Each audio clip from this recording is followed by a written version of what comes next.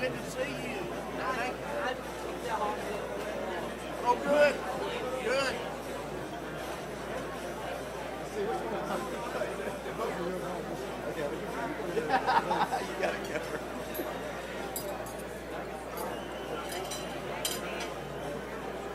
What time you got? I got 17 till. I'm starting 2 or 3 minutes. Everybody say it. 15.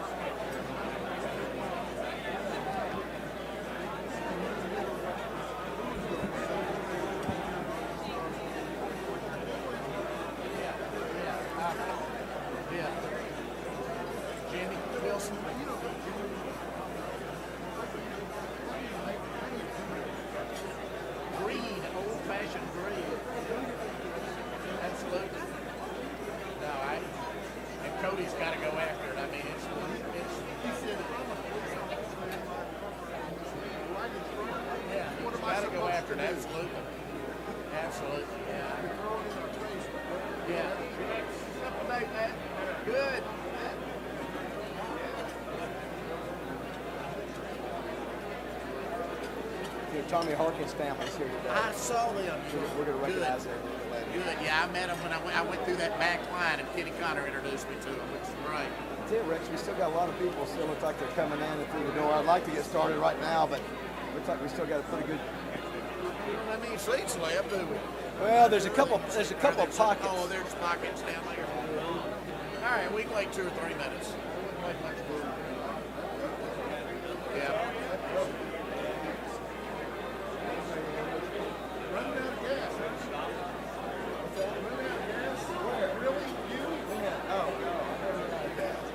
Car I do, but the rest I don't. Well, I met in the car. We took a photo of you with a gas. Oh yeah, that is true. That's happened before. Now, I asked Tommy, said y'all are on the road again Thursday. Yes. I'll be in the studio with you one of these days. I guess I'll just call Thursday in. and Friday. We're too much out. But okay. listen, we were out 3 days last week, 2 days this week, and let's do the best. It was good the other day, I thought. Okay, it worked well. All right, that's what I'll do. I'll just call the hotline at 8 o'clock again. Yeah. If you ever need to bump that time around, just let me know. That's what they're advertising. You got a full plate I do, today. but I'm gonna talk real fast. Yeah. Well, listen, you and I got to be fast talkers today. Yeah, That's all we can do.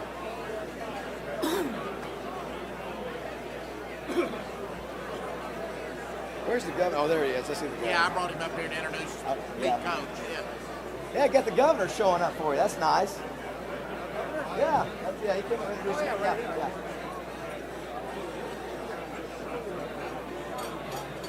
What time you got? It is 13 till. Let's do it. All right. We're going to go ahead and get started. For those of you just getting your food, go ahead and continue.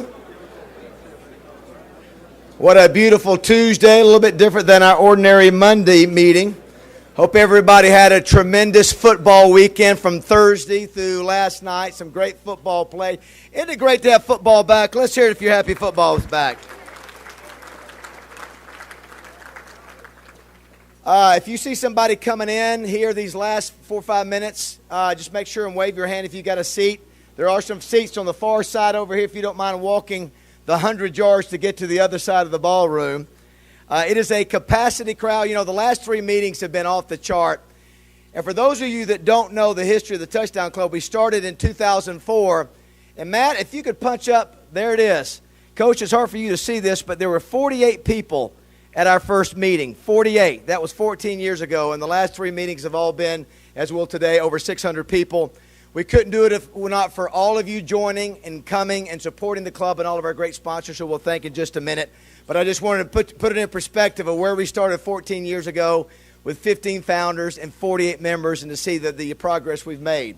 Gary Underwood, our official chaplain of the Touchdown Club, would you come up and lead us in a word of prayer? Thank you, David. Great to see all of you. Let's pray. Dear Heavenly Father, we thank you for the day and ask you for us to use it today to serve others and to bring glory to you. We ask you to bless the food that we've partaken today. We ask you to be with those that are still struggling with the storm down in Texas and Louisiana, and also those that are facing one in Florida and other parts of the country. Lord, we just ask you to use us today in your service. In your name we pray. Amen. Thank you, Gary. Appreciate that. Hashtag legends are coming. We've got one today. Sometimes we get so busy we don't live in the moment. I hope that we can, for the next hour, just live in the moment, that we are so fortunate to have a guy like Mike Ditka here to speak to us today. We appreciate him fitting this into his schedule, and I cannot wait to hear what he's got to share. Plus, one of his old teammates and players, Cliff Harris, is here. Dan Hampton was supposed to be here. He had a conflict with some filming, so he sent a video that we'll play in just a minute. But I do want to say thank you to all of you who joined. It's the $75 memberships, all of you who joined the 50-yard line. We cannot do this without all of you. You can't do it. So if you haven't joined, please join. Those of you that have, thank you, and our great sponsors. Steve Spurrier was here last week, Coach Ditka, and one of the things he talked about, he said, man, I love the energy of the room. And so that was the first thing he said. I know he said that on his way back to the airport. And then he forgot to make mention, he said, oh my gosh, look at all the ladies here. That he could not get over how the Little Rock Touchdown Club was so represented with the ladies here. So, gentlemen, let's give it up for all of our ladies that are here today. I do want to remind you, you can also still join the National Football Foundation or the Arkansas Sports Hall of Fame. You can do that through your check-in. We'd love to have you be able to vote on the College Football Hall of Fame, especially those with Arkansas ties, and, of course, the Arkansas Sports Hall of Fame as well. If you want to, before you mute your phone, before you turn your phone off, if you want to text everybody, there's 3 ways if they can't get here to watch today. LRTouchdown.com, that's our website. We'll be live streaming there. The Little Rock Touchdown Club Facebook page will be live streaming there. Or the Touchdown Club app, which the Farm Bureau of Pulaski County sponsored. So you can go to the app, the Touchdown Club website, or Facebook. So we're covered, Coach, if people can't be here. Plus, 103.7 The Buzz. So if you can't be here, text that to folks, and they will be able to hear. Now, I don't know if you noticed, we've got, we call it the 100 pounds of bronze. We got the Dan Hampton Award on my right. We have the Cliff Harris Award on my left. We got the Broyles Award down here. The Willie Rofe Award won't be ready until next week, but I wanted Coach Ditka to be able to see 2 of his former players while he's up here speaking, and the awards that we're able to honor those guys through these awards. So glad to have these back and have them up at the head stage. I'm sure Coach will reference those in a little bit. Of course, we also have the James Street Sportsmanship Award, the Paul Lills Award, the Sully Award. We got a lot of awards here at the Touchdown Club, and we're proud to be able to present those. Do want to thank our sponsors. Our sponsor roll call real quick. Twin City Limousine, Dale Bennett. Greg Hatcher, thank you so much for sponsoring us and being able to pick up our guests in style every week. The Little Rock Convention and Visitors Bureau. We are the Little Rock Touchdown Club, and we're very proud of that. CJRW, Mark Raines, Dan Sawyer, Darren Gray, Gary Heathcott's even here today. But one of the finest marketing communications agency in the South. They help us with our Cliff Harris Award. They do amazing things to help businesses, so give them a shot. Governor, if Gary gives you any trouble, we can get him out of here real quickly, so don't worry about that. 103.7 The Buzz. Coach had a chance to be on with Justin Akery and Pat Bradley live. We do that every meeting. So if somebody can't be here, at least they'll have a chance to hear our speaker live on the air, so we appreciate 103.7 The Buzz and their sponsorship. Arkansas Urology. Arkansas's largest urology practice, 17 physicians, 8 locations. That's where I go. My doctor is Dr. Gail Jones. And we do got to give props to Tim Langford, who was one of the physicians over there. How about Arkansas State knocking on the door and almost knocking off Nebraska this weekend? Very nice. Thank you, Arkansas Urology, and also for sponsoring The Buzz, being out there every week. Another one that deserves a pat on the back. War Memorial Stadium had 7 games in 5 days. And I didn't hear of any glitches, didn't hear of anything. It was just greatly done. Let's give it up for War Memorial Stadium and the great job they did. I've seen Kane Webb here, head of our Arkansas Parks and Tourism Department. Governor, that was a great move, putting War Memorial under the umbrella of the Parks and Tourism Department, and they're doing a great job. More good things to come, so thank you to them. Farm Bureau, Pulaski County, Shauna Hopper, Stephen Riker, Todd Dennis, and over 15 agents. If you've got needs with auto insurance, homeowners, or the 15 other categories that are out there, make sure and give them a call. Give them a chance to get you some business, to give your business to them. They also sponsored our Touchdown Club app, and we want to thank them for that. Farm Bureau, Pulaski County. Also, Dairy Queen of Arkansas is one of our new sponsors this year. Blake Lively, Nelson Lively, Todd Ditton, the #1 store in America is in Sherwood. Store #2 is opening this Friday. Remember where Brandon House used to be at 12th and University? They're right next to that. And in celebration of opening this Friday, now we did this already, Coach, early in the week with Big Red. We put things underneath the seat, and people whip every bit of stitching off the bottom of the seats. But Dairy Queen has put, how many we got, Blake? There are under your chair, there's 10 lucky people that will get blizzards for an entire year for free. It's worth $250 a piece. If you look at, don't rip, if it's not, don't rip off the chair. Important stuff there. $250, all the blizzards you want to get for the next year. If you got one, raise your hand.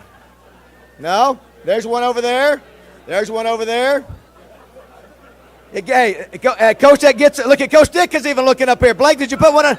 Surely you put one underneath there for Coach Ditka. Mental note for next time you do that. How about that? All right, look at there. Doris, you got one. Let me get your attention. Hey, I see you back there. Congratulations. Listen, some of us don't need $250 worth of free blizzards for the rest of the year. I'm one of them. Shh. All right. Thank you to Dairy Queen for that. And congratulations on the opening of your new store coming up Friday. Our next sponsor, Gen Wealth Financial Advisors. They give you knowledgeable counseling for all things financial. They want to see you reach your financial purpose in life. Go to getreadyforthefuture.com. John Shrewsbury, Janet Walker, Scott Emmett, just a few of the many folks that will take good care of you. If you don't know what you're doing financially, get to these folks at Gen Wealth, and they will help you. Glad to have them as a sponsor this year. Big Red Store is founded by Dave and Doug Hendricks, a true family business. We want to say happy birthday to the youngest of the family, 31 years old today. You're just a young man. David Jr., happy birthday to you. They're in their 20th year. Let's give him a round of applause. He turns 21. We remember what that was like a few decades ago, being 31. They're in their 20th year of business. They just opened store number 35. More to come. Thank you, Big Red, and what you guys are doing, a family-owned business, and we love that. Wright, Lindsay, and Jennings. Do you know Wright, Lindsay, and Jennings opened in 1901? They've been doing business for 116 years, Judy. So glad to have such an amazing law firm as part of this Touchdown Club. And Judy is my personal lawyer, and I thank her for all she's done. But what a great group of attorneys, over 70 attorneys altogether. I love the saying, the courtroom is their field. The courtroom is their field. So if you've got an issue, please go to them. Give them a chance to take good care of you. I know they've taken great care of me. And they're also the sponsor for the Cliff Harris Award up here. If it had not been for Wright, Lindsay, and Jennings, we'd have no Cliff Harris Award. So thank you, Wright, Lindsay, and Jennings. Crane Automotive, the #1 automotive dealer in the state of Arkansas. 900 employees hired here. 17 dealerships. They'll give you a deal. Just mention that you're a member of the Touchdown Club. They'll take real good care of you. Larry Crane, Chris Crane, Drew Dees. Thank you. Drew, you're getting skinny, man. You're really getting skinny. I don't know what your secret is, but it's working. Also, the Democrat Gazette. Where's my buddy Wally Hall and Amanda Copley? Appreciate them. Did you know that the Gazette was founded in 1819? The Democrat, 1846. I feel like Rex Nelson up here. They combined in 1991. Coach Dick, I don't know how good all the Chicago papers are, but I'm telling you, we got one of the best papers in America here at the Arkansas Democrat Gazette, and we'll have our Player of the Week next week. High school. Thank you, Amanda. We'll have them, but glad to have them a sponsor for all of our years. And last but not least, the Simmons Bank. George Macris couldn't be here. We thought he was going to be here today, but he's got some kind of ear issue. Now, he's got to hop a plane back to Chicago, right? Is he going to try to do that? But so glad to have Adam Mitchell for the first meeting this year. Adam hadn't been able to come, and Barry Ledbetter representing Simmons. Guys, if it weren't for Simmons, we wouldn't be able to get guys like Mike Ditka here, and they played an extraordinary role in helping get Coach Ditka here. They've been around since 1903. I don't know if you knew that or not. They were founded by Dr. John Franklin Simmons in Pine Bluff in 1903. Coach, they'll be reaching $14 billion in assets in January, and that was from a bank that was about $3 billion just about 3 or 4 years ago. So, Simmons, we couldn't do it without you guys. We miss George. Make sure and tell him we hope he gets feeling better. But thank you for being an amazing presenting sponsor, and I encourage you to give some of your business to them, too. Let's give a round of applause for all of our great sponsors.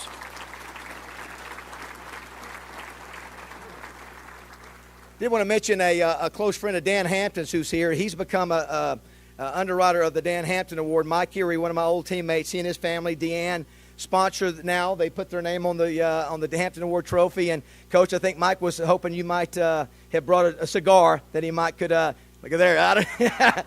Let me tell you what. He did it. He did it. He took his. Coach, I will tell you this. You know, you always play with some crazy guys. When I played football at Arkansas with this guy, and he may be the craziest football teammate I ever had, but what a great guy. Just beat cancer. We're so proud that you beat that, Mike, and thank you for sponsoring the Hampton Award. Yeah, listen, beating cancer is worth a round of applause. Got to say, Nan Trammell here from, where's Wendy's? Where's Nan Trammell at? Is she here? Where's Nan? There's Nan. Nan believed in the Willie Rofe Award and the Dan Hampton Award before we had any money.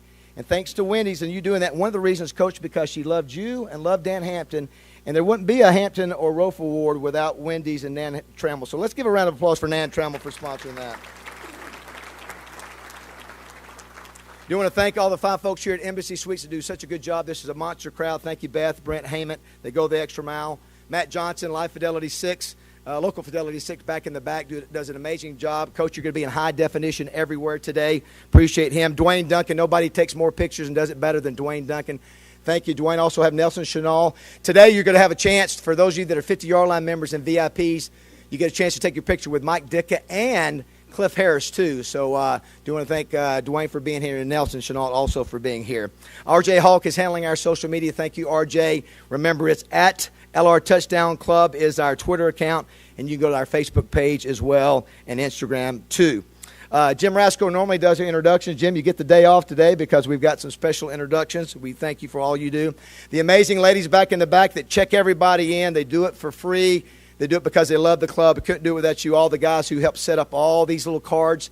It all takes a team effort led by Debbie Wyman, our executive director. Let's give it up for all of those folks who do such a good job. And before we turn over to Rex for our recap, I just want to recognize some special guests. How cool is it? Coach, Mondays or the Little Rock Touchdown Club has become the place to be. The fine governor of our state, this is his second time in 3 weeks, and we're so honored to have Governor Asa Hutchinson and his son-in-law, David Wingle. Let's welcome them today. Thank you, Governor.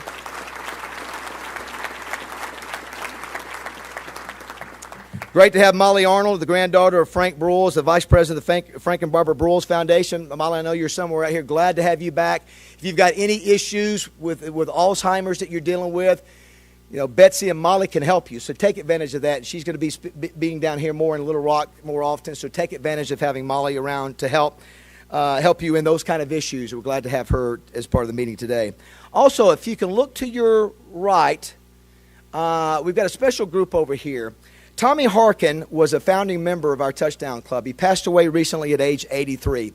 Tommy would always come over here and sit on the farthest left table. And today we have a hat, his Vanderbilt hat, sitting at the chair. And his wife, Donna, they were married 42 years. His son, James, daughter-in-law, Amy, and Tommy's grandson, Alex, are all here. Please stand and let us recognize him in honor of Tommy Harkins. And I think it's appropriate, a standing ovation for Tommy Harkins.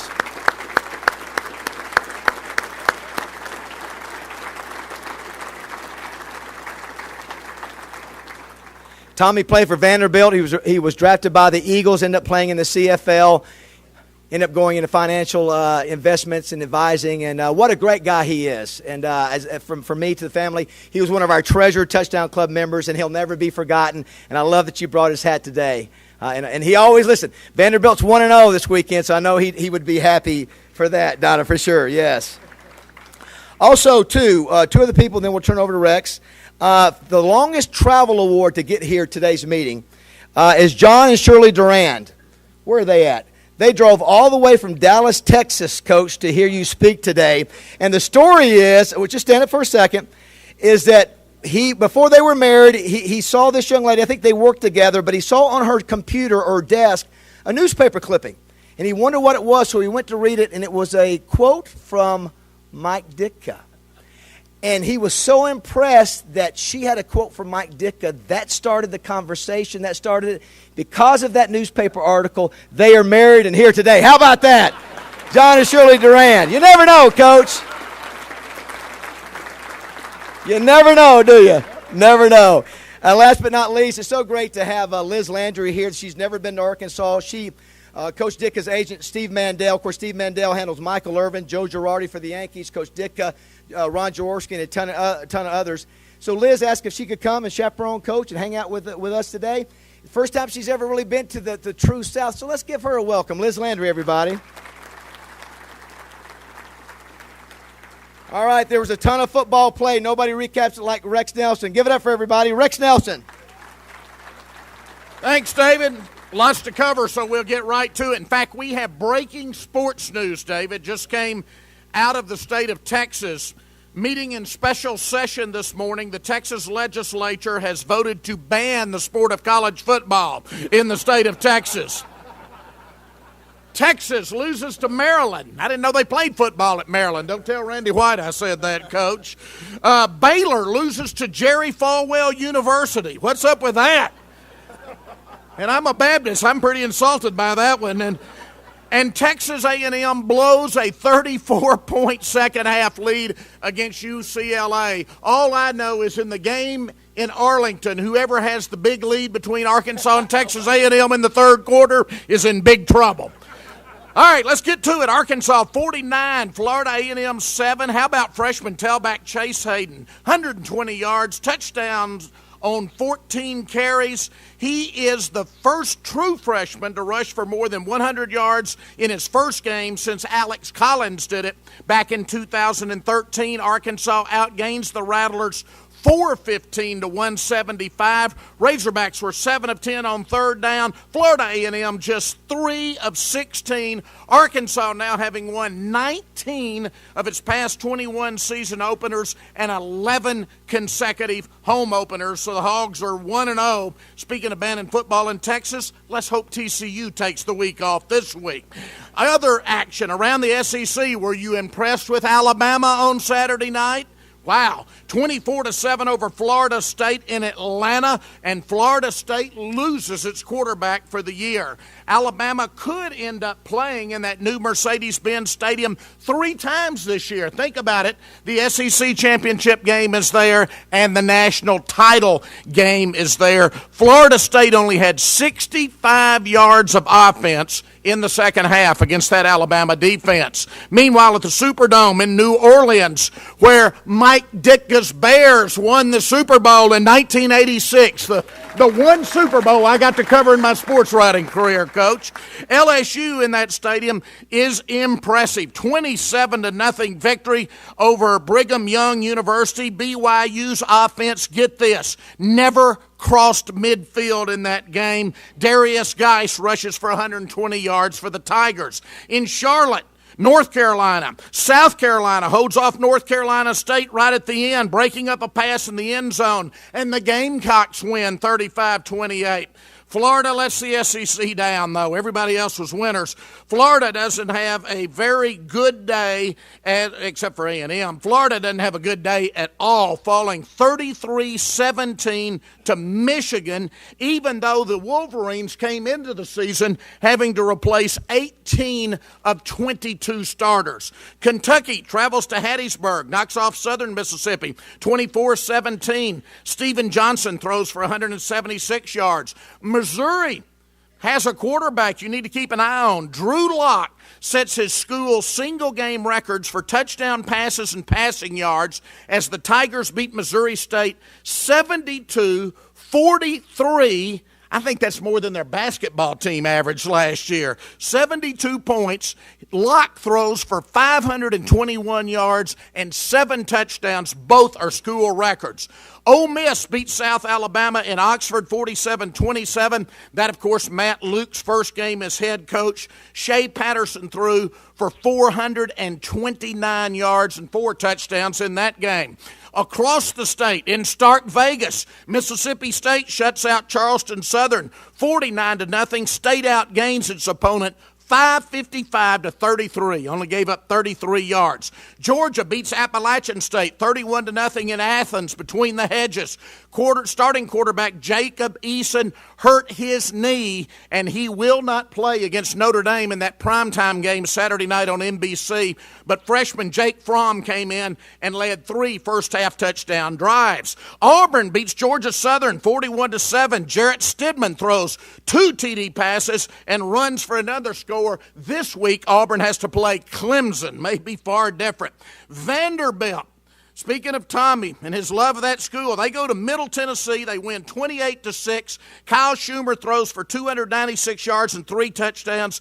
That ended a streak of 5 season-opening losses for the Commodores. And then that stunner in Los Angeles, I know many of you are watching, UCLA overcomes a 34-point deficit to beat the Aggies 45-44. Josh Rosen faked that spike and then threw a 10-yard touchdown pass with 43 seconds left. He was 35 of 59 for 491 yards. Meanwhile, last night, another exciting game. Tennessee barely survives in 2 overtimes against Georgia Tech. 42-41. The Volunteers twice rallied from 14-point deficits. If you look at the stats, they had no business winning that game. They were outgained 655. Think about that. They gave up 655 yards of offense and won. Outgained 655 to 369. Georgia Tech's quarterback, in fact, had 5 rushing touchdowns in the game. Now, speaking of Arkansas State earlier, oh, so close before falling at Nebraska, 43-36. Justice Hansen, their quarterback, 46 of 68 passing for 415 yards. Let's hope he has that kind of day Saturday against Miami. ASU had driven down to the Cornhusker 11 when time expired, and so Miami comes calling in Jonesboro this week. We got a 2:30 game in Fayetteville and a 2:30 game in Jonesboro, both at the same time, both on national TV, CBS in Fayetteville, ESPNU in Jonesboro. UCA did not come as close, falling 55-19 at Kansas State, as Kansas State's head coach celebrated his 113th birthday. Kansas State led only 17-16 midway through the second quarter before running off 24 consecutive points. It was 38-16 at the half, Kansas State. UAPB, 1-10 a year ago, wins its opener in Pine Bluff over Morehouse, 23-10. Golden Lions trailed 10-0, but then scored 17 points in the third quarter and are off to a 1-0 start. Great week of games in the Great American Conference. Southern Arkansas was the preseason pick, but they fall on Thursday night at Arkansas Tech, 28-21. Tech scores 2 fourth-quarter touchdowns to come from behind. Ty Reasoner throwing a 59-yard touchdown pass with 9:46 left, and then he ran it in from 10 yards out for the winning score with 2:54 left. Harding, which went 11-0, you'll remember in the regular season last year, loses its opener to Henderson 28-20. It was the first home loss for Harding in almost 2 years. Get this, Henderson now has a 28-game road winning streak, 28 consecutive victories on the road. Very impressive. Ouachita wins its opener for an 11th consecutive year, 31-28 over Northwestern Oklahoma. Ouachita quarterback Austin Warford, 14 of 21 passing, 200 yards through the air. He rushes for another 84 yards. And UAM had a chance to win it at home, 6 seconds left, but a 32-yard field goal attempt blocked. Boll Weevils fall to Southwestern Oklahoma 20-19. And in a battle of our state's 2 youngest programs, Hendricks, playing in Conway Saturday night, beats Lyon College 56-28. All right, this week in the SEC, it's TCU at Arkansas, Fresno State at Alabama, Auburn at Clemson in that big game, Northern Colorado at Florida, Georgia at Notre Dame, Eastern Kentucky at Kentucky, Chattanooga at LSU. I sound like the man at the end of the auto ads that does the disclaimer. UT Martin at Ole Miss, Mississippi State at Louisiana Tech, South Carolina at Missouri in the first conference game of the season, Indiana State at Tennessee, Nicholls State at Texas A&M, Alabama A&M at Vanderbilt. Here in Arkansas, of course, you've got that game in Fayetteville, the big one against TCU. You've also got Miami at Arkansas State, Harding at Southern Arkansas, Arkansas Tech at Henderson, Texas Lutheran at Hendricks, Langston at Line. So games this week on Saturday in Fayetteville, Jonesboro, Magnolia, Arkadelphia,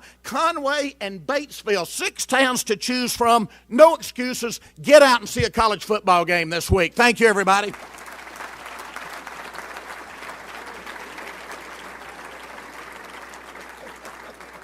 For my fine folks at Crane, I think you need to hire him for your car commercial ads. You said go fast. Yes, I did. It is so cool not only to have Coach Ditka, but to have one of his former teammates and former players that's going to come up and say just a couple words. Cliff Harris, as you know, was an unbelievable player at OBU. And back then when it was NAIA, nobody seemed to want Cliff, but he just ended up turning his career into a 5 Super Bowl, 5 Pro Bowl career, winning 2, and changing the way, 6 total Super Bowls? So, he said Pro Bowls. You want to make sure I left out a Pro Bowl. Listen, I never want to short a man a Pro Bowl, so 6 Pro Bowls, 5 Super Bowls. The great thing about Cliff Harris, the reason we have a Cliff Harris Award, because Cliff showed that small college players can compete at the highest level. Again, undrafted free agent. Roger Staubach has said it from this podium. Archie Manning has said it from this podium. Michael Irvin, especially with Roger and Archie saying that he changed the way the safety position was played, and the guy deserves to be in the NFL Hall of Fame. And he just wanted to say a few words about Coach Ditka. Please welcome back Cliff Harris, everybody.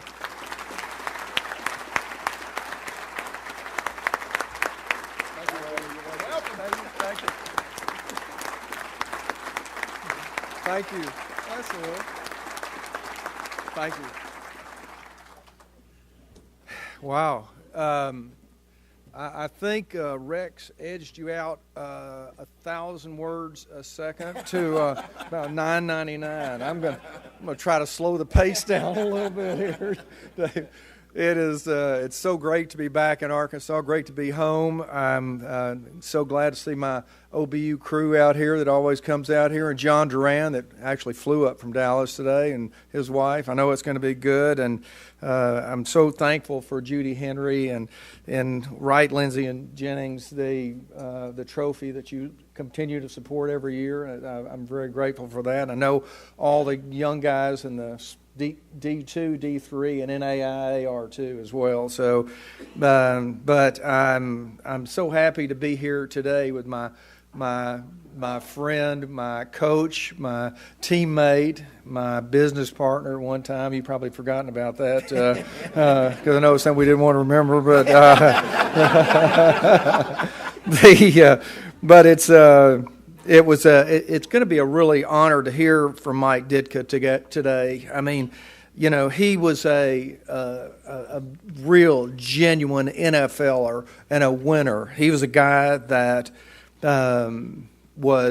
had heart. He was tough and smart. And if you look him up on Google, you'll see, this was a guy that maximized his life. He really has. When you think about all the things that he's done, from being a great player, Rookie of the Year. I don't want to dig into your stuff here, David, but the Rookie of the Year, Coach of the Year, won a Super Bowl, played on a Super Bowl championship.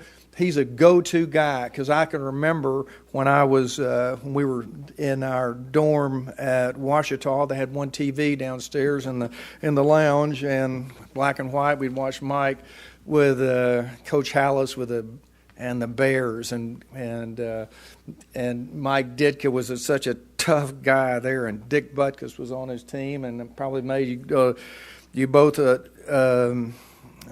great players. But he is a guy that he played for the Cowboys. He coached at the Cowboys. When I came to the Cowboys, it was my rookie year. He had come the year before, and the latter part of his career. And and I figured out he was going to retire 2 or 3 years later. He caught a touchdown pass the next year in Super Bowl VI, But he had a special route that he used to run in practice, because we had to cover those guys. And whenever he would get, so he'd run the route, whenever he'd get close to you, you get too close to him, he'd hit you with a forearm, knock you back, and then turn around and catch the ball. It was a pretty good technique. It worked, so I learned to keep my distance from him, I can tell you. We also, it was really a fun thing we did.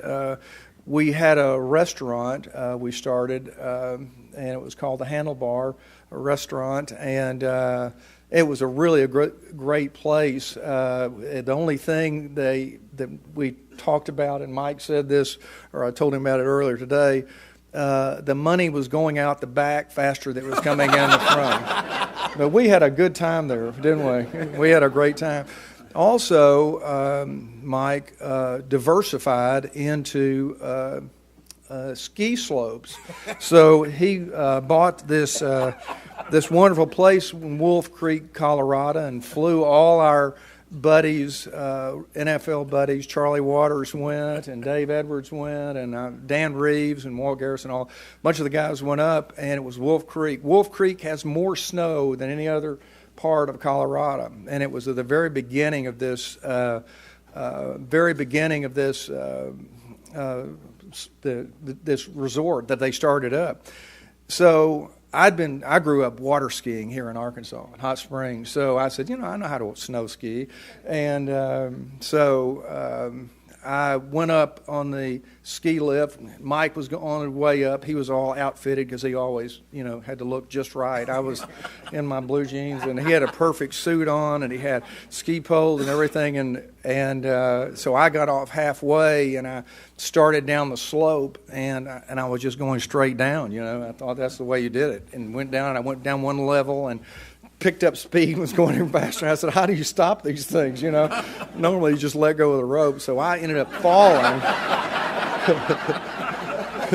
So I ended up falling about 150 yards and landed in some trees.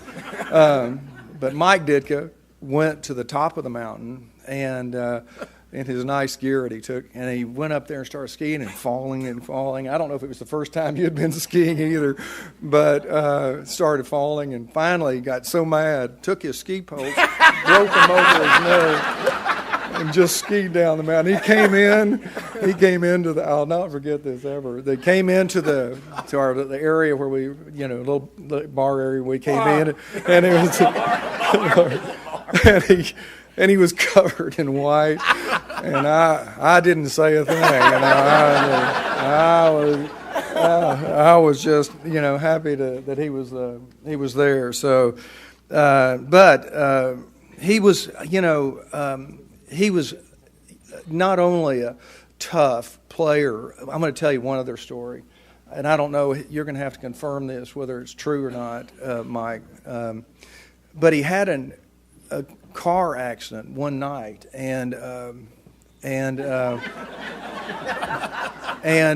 hit the steering wheel. He hit his face on the steering wheel and knocked his front teeth out. And when he went to the dentist, he was mad.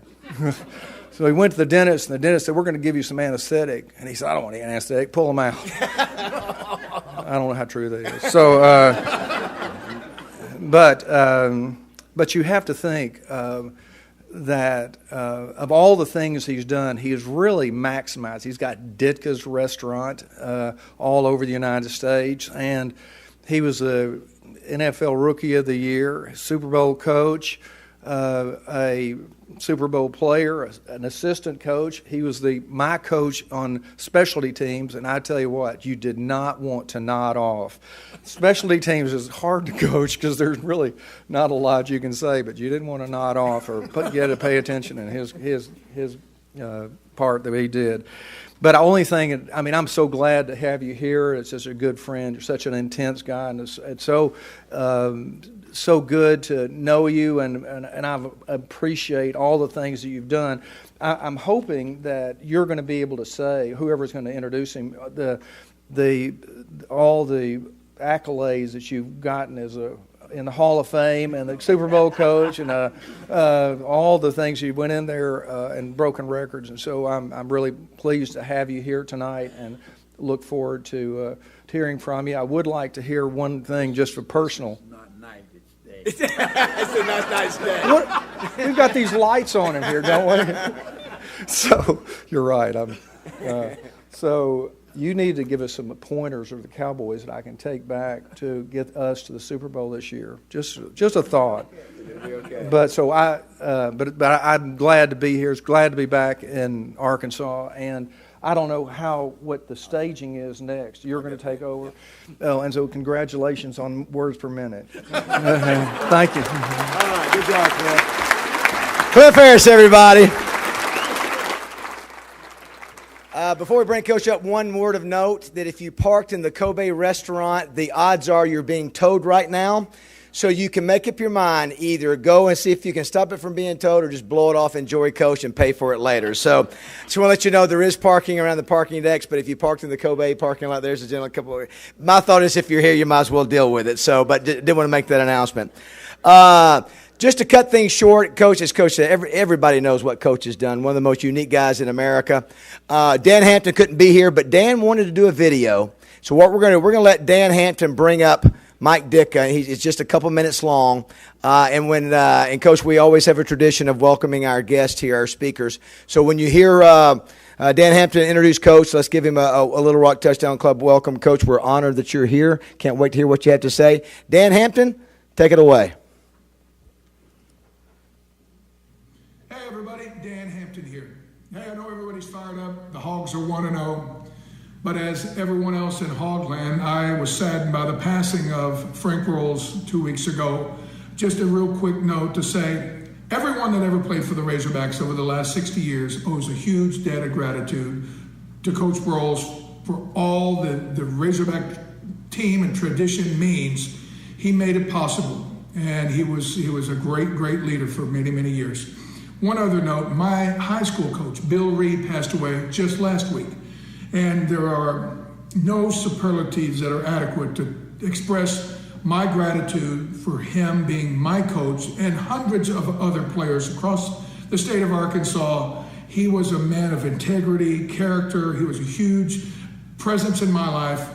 I love Bill Reed, and I thank him for all he's done for not only me, but all other high school football players over the last 50 years.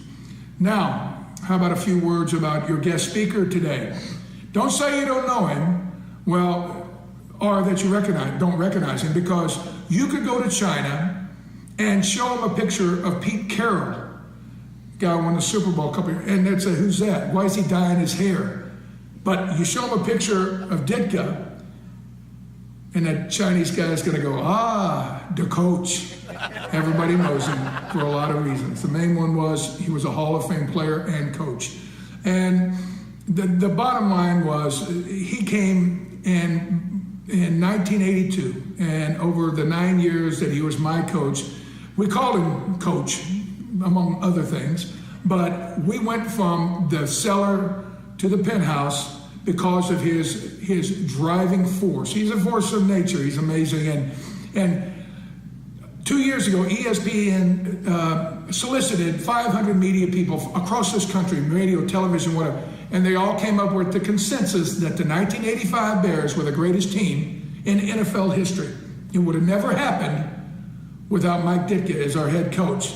And, you know, you can say what you want about the player-coach relationship, but everybody on that team loved Coach Ditka. And now, the man that was a Super Bowl winner as a player, Super Bowl winner as an assistant coach, and a Super Bowl coach for the team that I played on, the one, the only, the coach, the great Mike Ditka.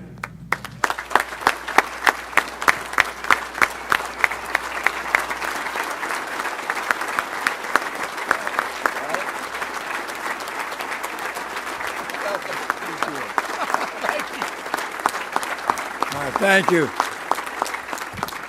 Now, I'm going to have to start this off with one thing. A long time ago, someone once told me, if bullshit was cement, you could build a highway to heaven. Well, I'm telling you, there was some bullshit in that stuff that came out. I'm thinking, what am I going to say to these people? My wife's from Arkansas. Little Rock, yeah. Well, actually, I don't know why she wouldn't come today, but she's become a little old lady like me. I'm a little old man, but Dan Hampton, he was such a great football player for us. Well, we had a team of great football players. That's how we were good. We had a team. People look at, well, you had a great no, you got to have a great team. We had a great quarterback when we had Staubach. We had a great team. And Cliff will tell you, we had a great defense. Well, we had a great team, and we had the great coach. And all of it goes together. I think, I'm thinking how lucky I am. I started out, I was a high school football player. I played for a tremendous man. You wouldn't know who he was, Carl Ashman, tremendous. He took a little skinny kid who weighed 140 pounds when he was a sophomore in high school, and I grew a little bit the next year, and he turned him into a state championship player. I don't know. I got offers from all over the country, not because of me, because of him. He was so well respected that if he recommended somebody, I had offers from everybody, really. I ended up going to Pitt. I went to Pitt. I wanted to Pitt be a dentist. 2 semesters of chemistry, I was out of there. But I had a great career. I had a great career at Pitt. I did. And, everybody would say, oh, he was a great receiver. I caught 12 passes my senior year. 12 passes my senior year. Oh, he was a great receiver. I played defense. So the Bears drafted me number 1. So I figured I'm going to be up there and be a linebacker. So I come in and I'm talking to Coach Hallis and a guy named Luke Johnsos who coached the receivers. He said, we're going to make you a tight end. I said, what the hell is a tight end? Although I could have done pretty well at it back then because I was tight a lot of the time. But anyways, he designed his position, and then the next year John Mackey came in the league. So the tight end became, more and more they use it now. What they do now with football is hard to explain. I can't explain. I don't know how you can play a defense against the offenses they run. I'll be honest with you. You've got to have 7 defensive backs and, 1 lineman and 4 linebackers or something. Something crazy. But the game has changed. It's been amazing. I think back at all the things that have happened. I played 6 years in Chicago, which you may or may not known, and I played for a great man, George Hallis, who started the National Football League, really one of the founders. And he got tired of my act, so he shipped my ass off to Philadelphia. So I went to Philadelphia for 2 years, and if you know what it's like to be in heaven and then go to hell, go to Philadelphia.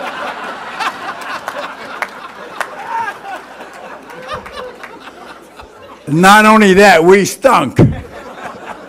2-10. We were 2-10 one year, and we only played 12 games back then. So I was despondent, so I got out of Philadelphia. I drove all the way back to Illinois where I still lived, and decided to retire from football. No more football. It's gone. I'm done. Finished. So I go home and I spend Christmas with the kids, and it was about, just right after the first of the year, I got a phone call. And this is exactly what I answered the phone. And says, Mike? I said, yeah. He said, Tom Landry with the Dallas Cowboys. I said, Coach, how are you? Here's what he said. He said, I'm fine. He said, I don't know if you can play football anymore or not, but I just traded for you. What the hell? I mean, how motivational was that? That's a true story. Tom never said a lot. Cliff tell you that. So I went down to Dallas, and I think I got in the best shape of my life. I really did. I worked out in a program down there. It was terrific, and got in the best shape of my life. And I still maintain, although the records never show it, that I played my best football in Dallas. I really did, because I played for a team that we were a good team, and we liked each other. We used to. Defense and offense used to pound on each other during practice, but it made us better. I worked for probably the greatest man I've ever known, Tom Landry. So I had a great high school coach. I had good college coaches, but I had a phenomenal man with Hallis and a phenomenal man with Landry. So when you think about it, if I would have screwed that up, I really would have been a goofball. I didn't screw that up totally. Got the job with the Bears, and it was a lifetime ambition to go back and coach the Bears, and people probably wondered why this goofball, he's a hothead, and he's this and that. Well, they were right. I was a lot of things, and mature was not one of the things I was at a certain point. So, but you take the good with the bad. So I came back, and we had a pretty good football team. For 1 year, we had a real good football team. And, things change, and you wonder why you can't keep it going. When you see teams like the Cowboys who had that run over a long period of time, or you see teams like the New England Patriots have that run over a long period, there's a reason for it. Stability in the front office, in the coaching, in the management. I mean, it all works out. And if you don't have that, somewhere along the way, you're going to screw it up. So, I could go on and talk to you about 100 things. I know it by heart, but I'm going to just open this up. And I read something a long time ago, and it said this: when you get what you want in your struggle for life and the world makes you king for a day, go to the mirror and look at yourself. See what that person has to say. For it isn't your husband, your mother, father, or wife on whose judgment you must pass, but the one who counts most in your life is the one looking back from the glass. Now, some people may say you're a sweet-talking chum and call you a wonderful guy, but but you're only a bum. The one in the glass says you're only a bum if you can't look him straight in the eye. Said he's the person to please, never mind all the rest, for he's with you clear up to the end, and you passed your most dangerous, difficult test if the man in the glass is your friend. Now, what's that saying? Here's what it's saying. You better like the person you are for the person you are, for the way you communicate, deal with, and share your life with other people. And if you don't, you're going to be a miserable SOB, period. And a lot of people go through life with that and don't understand. Oh, it's my life. No, your life is shared by many, many other people, within your family, within your business, within your friendships. And that all becomes very, very important. I wish I would have known then what I know now, or felt then what I felt now. But you don't. And you can't change it. You can't change what has happened. And you can't worry about it. But you can change what will happen. And you can make it better for a lot of people. So I figure this is where I'm at in life now. Don't know how many years I got left. I've been here for a while. But if I can make a difference in life by the way I treat people, or communicate with people, or deal with people, then I'm going to be a better person for it. And they're going to be a better person for it. If not, I don't know what, but it'll be something. I read something a long time ago I talked about 3 things I thought were very important for success in life. I think you have to have 3 things. You may or may not agree with me. You may think it's other things, but first thing you have to have is a good attitude. You got to have a good attitude. If you don't know what attitude is, you got a problem. If you got a bad one, you got a problem. You got to be positive. You got to see the best in the situation and the best in other people. Then you got a chance. Don't mean you're going to make anything, but you got a chance. Then you got to have the second letter. You got to be A-C-E-A. The C stands for you got to have character. What is character? If you don't know what it is, you don't have it. It's knowing what is right. And here's my definition. It's knowing what is right in the eyes of God and then doing what is right in the eyes of God. If you believe, I happen to believe. If you don't believe, then I can't tell you what you can do. But we all know right from wrong. We're 5 years old. When we do something wrong, we know we're going to get our ass whipped. That's it. I was anyways from my dad. That's just the way it was. So I think you got to have a great attitude. I think you got to be a person of character. You got to be a stand-up guy. Your word's got to be your bond. It can't just be your word. You got to live by what you preach and those things. I guess that's the way you say it. And then the last thing, the E could stand for a lot of things. I think it stands for enthusiasm. get excited about life. Get excited about the opportunities you have, the things you can do with your life. I think that becomes very, very important. And if you can't get excited about it, you must not be doing very much that's wonderful. So, I can't tell you what to do about that. Attitude, character, enthusiasm. I think you got to have those things to be happy in life. I'm going to read you something. I can't memorize this by heart, but I know most of it. There was a guy, he was the 16th president of the United States. His name was Abe Lincoln. Interesting man, very interesting man. Probably, president of this country when, in the toughest time of all times, when we went through a civil war. Because of that civil war, we became the United States of America. And here's something he said, and this is kind of interesting, and I have to read it because I don't know it by heart. He said, you cannot bring about, and listen to what it's saying now. He said this is what, over 100 years ago, for sure. But think about it as it relates to our society today. Here's what he said. You cannot bring about prosperity by discouraging thrift. He said, you cannot strengthen the weak by weakening the strong. You cannot help the wage earner by pulling down the wage payer. He said, you cannot further the brotherhood of man by encouraging class hatred. You cannot help the poor by destroying the rich. And he said, you cannot keep out of trouble by spending more than you earn. And ultimately, he said, you cannot build character and courage. You cannot build character and courage by taking away man's initiative and independence.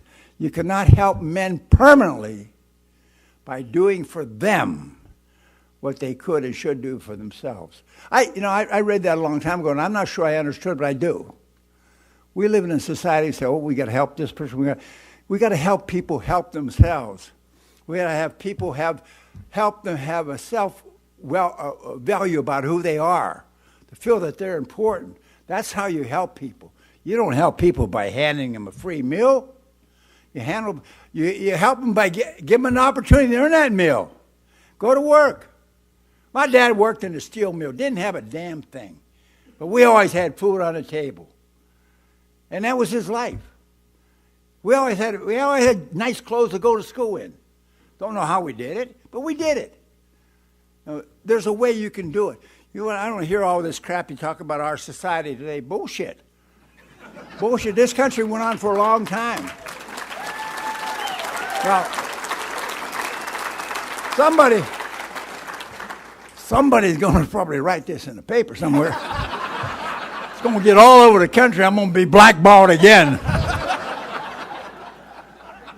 I don't have an answer to this stuff. I wonder. I look around, I say, gosh, I love America. I do. I love the opportunities that were provided for everybody here. All colors, creeds, nationalities, religions.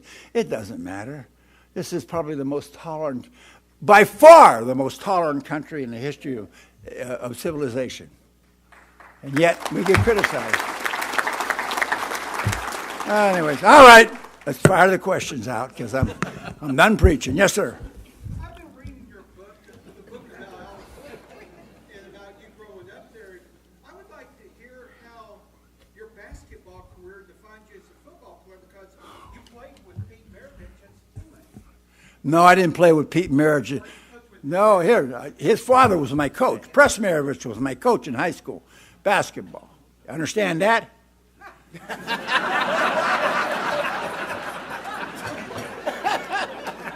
I went on to play football. Do you understand that? I tell people my claim to fame was when I was at Pitt, I played 3 sports, basketball, football, and baseball. Now, I'm going to tell you one story about basketball. I was about the 7th guy on the team my sophomore year at Pitt. We had 2 kids on the team from Kentucky, at Pitt. So you figure that out. How the hell you'll get out of Kentucky and go to Pitt if you're any good? But they came to Pitt, and they were pretty good. But both of them fouled out. I was about the 7th man, so I went in. My sophomore year at Pitt. And I covered this guy named Jerry West. And I covered him for 5 minutes. And he had 15 points. I had 5 fouls, and I was out of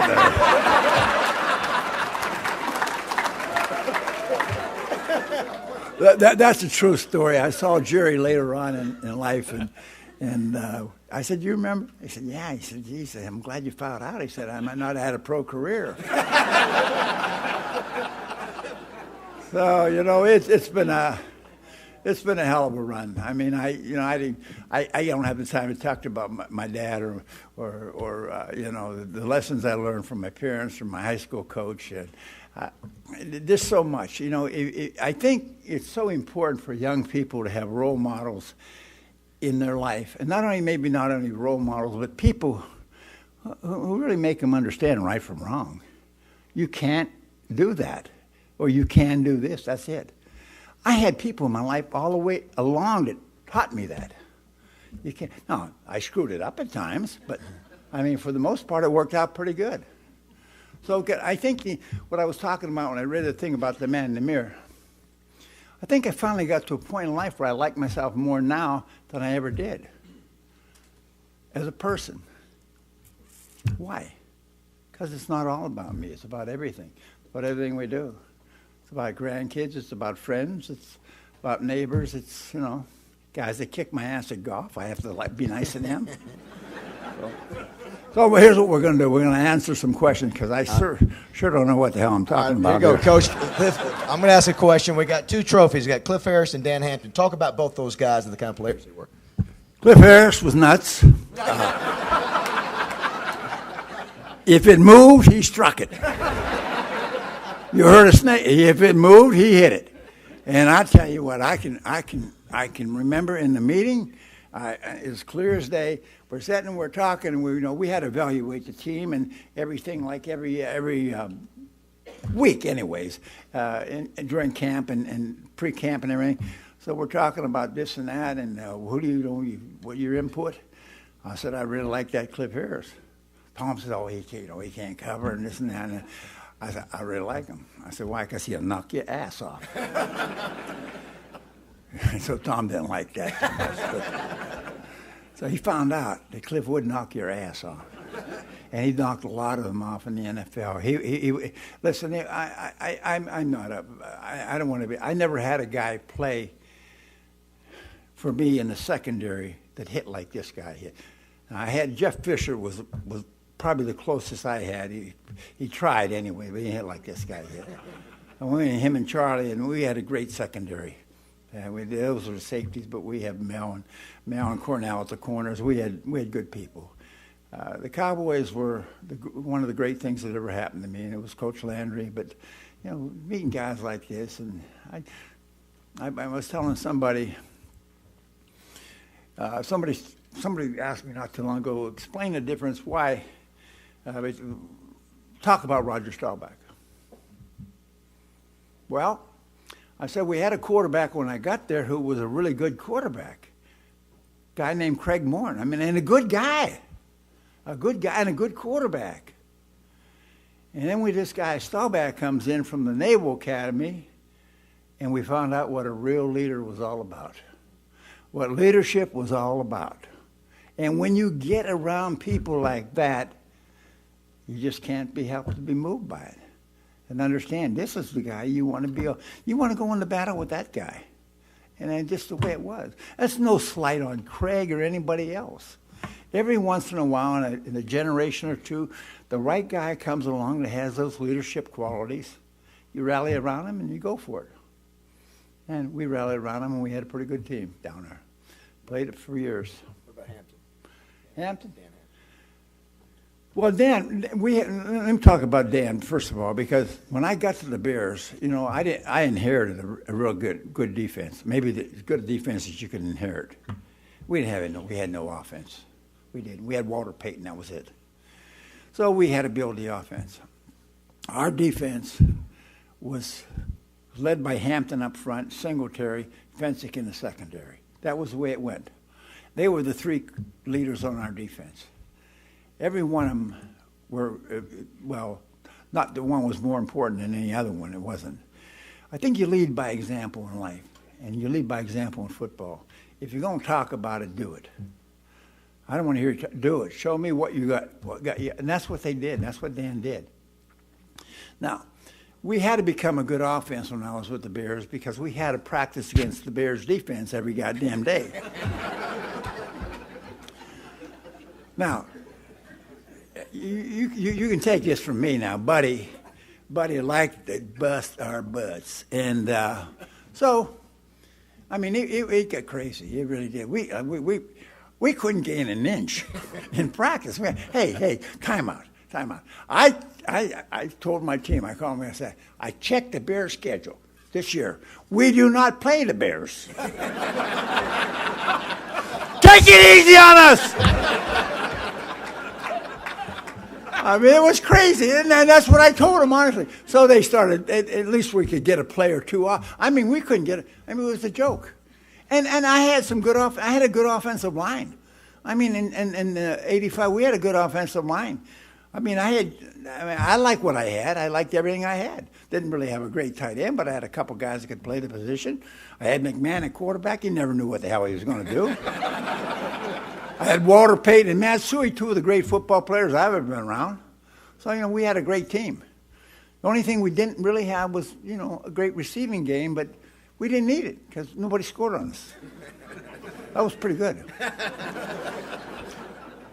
Anything else?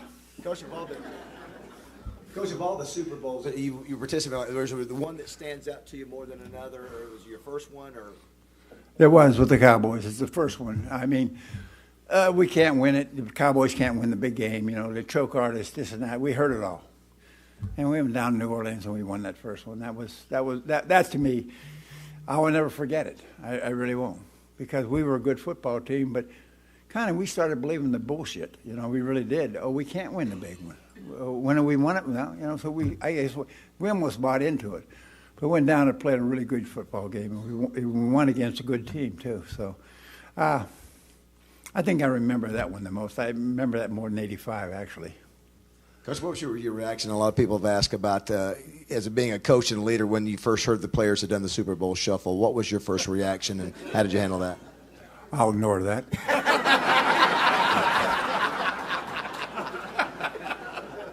I just told somebody earlier today, I said, actually I was in the office and a couple guys come in. I think Singletary was one of them, and I remember who the other guy was. A couple of Otis, Singletary.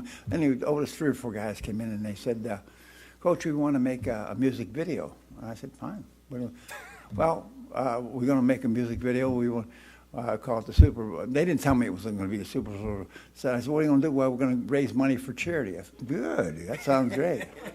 So I didn't think a thing about it. I never did. And then when I saw it, here's what bothered me. I thought everybody in the world was going to think we were very egotistical, and we weren't. But I found this out. In life, if you don't think you can, you never will. That's probably the best things they ever did. When they believed that they could do it, and they made that video, I didn't agree with it. They asked me to be in it, and I said, no way. But, so. What was it like to play with Gale Sayers, and in light of his current condition, can you comment about CTE? About who? Gale Sayers. What was it like? Well, you people, I mean, you don't remember. I played, when I came to the Bears, we had a pretty good running back named Willie Gallimore, too. He was killed in a car wreck in 1964 at training camp. Him and a guy named Bo Farrington, who was a wide receiver, both great athletes. They were killed coming back from being out one night down in training camp in Indiana. So in 65, we dropped this guy out of Kansas, the Kansas Comet, Gale Sayers. I tell you something, guys. I was there that rookie year. You've never seen like it in your life. Never. Nothing. I'm talking about run the ball, catch the ball, kickoff returns, punt return. It didn't matter. He did it all. He scored a touchdown every way you could score a touchdown, except interception. He couldn't intercept the ball because it was an offense. He was unbelievable. Then I was also in the game where he hurt his knee. And that changed a lot of things, although he was still awfully good after that, but you could tell the difference. It wasn't that, he had a step and a get out of town right now. I mean, it was unbelievable. When he planted those legs, it was crazy. I remember trying to get down in front of him and block in 1965, and hell, no use trying because you didn't know where the hell he was going to go. Just go anywhere he went. I mean, I'm not kidding you now. I mean, but he was nobody in my lifetime that I've ever seen run with a football ran with it in the open field like he did and made people miss. Walter Payton was completely different. Walter wanted you to hit him. That was the difference. He wanted to punish you. That was the whole difference with Walter. He wanted the physical part of it. Yeah, it was just the guy that was elusive, and he was fantastic. That year is the same year we got Butkus, Mr. Butkus. Another thing, I never seen like that either. Now, we had a middle linebacker who was in the Hall of Fame, a guy named Bill George. Great football player. Great football player. We had him, Joe Fortunato, Larry Morris, those guys. Bears had a great linebacker crew in 1963-4. Then we got this guy, Butkus, out of Illinois. I never seen like it. I mean, he hit everybody. He didn't care who it was. A lady walked past me here. No, I'm just kidding. He was good. And people said, well, he was this big, he could move. And we had a guy in Dallas, too, that was pretty good. And I was, what the hell was Randy White. And Randy White was one of the best athletes I've ever seen. Come on. But Butkus was not as good an athlete, but he could do a lot of things that people didn't think he could do. He had great ability to move. But most of all, he had a great sense for the football and a feeling of where the ball was going, because he got there when the ball got there. And then when he got there, he raised hell. So he was awfully good. And I played against this guy up in Green Bay called Nitschke. Ray Nitschke. This is a true story. So the first time we played my rookie year, I'm up there playing against Ray Nitschke. So I pass over block. I go around. My job is to block the middle linebacker. They're going to kick out, and I got to seal the middle. I come around him. I knocked the shit out of him. And he picked me up.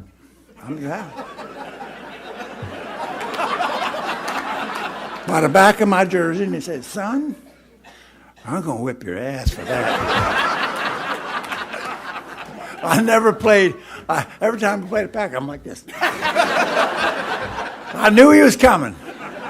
And the thing about this is what's so great. We hated each other. We did. Him and I, we tried to kill each other. And before he passed away, we really became good friends. We really did. We sat and we talked, and boy said, I wanted to kill you. And I thought it was mutual. But, that's just the way it goes. That's one of the great things about sport. When you're on the field competing, it's, hey, you compete. After that, have a beer with the guy. Besides, Horning is my good friend, and Horning said, don't mess with that guy. He's nuts. Last question, Coach, before we let you go. I love the 30 for 30 on ESPN about the 85 Bears, and it talks a lot about the relationship you had with Buddy Ryan and how that worked. Just reflect on that and the role of a head coach and a strong personality assistant like that. Well, relationships only work if it's a two-way street. And they don't work if you love your wife and she don't love you, hell, she's out of Dodge. Buddy was one of the great coaches I've ever been around, and a good guy. But when I got the Bears job, he thought he should have got the Bears job. I had nothing to do with that. That had to do with Mr. Hallis. So that was there was a resentment in the beginning. Yeah, I think we got over a lot of it. But as soon as we won the Super Bowl, I knew he was leaving. And when he got the first opportunity, he left. And that's okay. And nobody respected Buddy Ryan any more than me. I don't care what the people say, what all the BS is. And I know what I felt for the guy. We wouldn't have been the 85 Bears if not won a world championship without Buddy Ryan. It's that simple. It's not a complicated thing. And I may not look smart, but I'm smart enough to know that. So, I listen to people talking, well, we did this and we did, it's okay. Buddy Ryan was special. He was good for the Bears. And I will say this, he was good for Mike Ditka, and Mike Ditka was good for him. Because when we weren't together, we never won another one. So we must have done something right. Anybody else? Okay, we're done. All right, Mike Ditka, everybody. Great job, Coach. Thanks, Coach. Outstanding. Wonderful.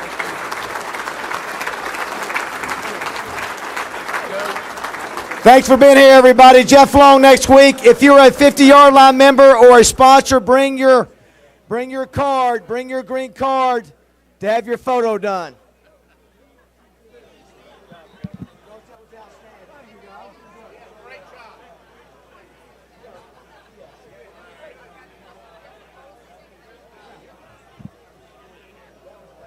Well done. We'll run through these photos ASAP.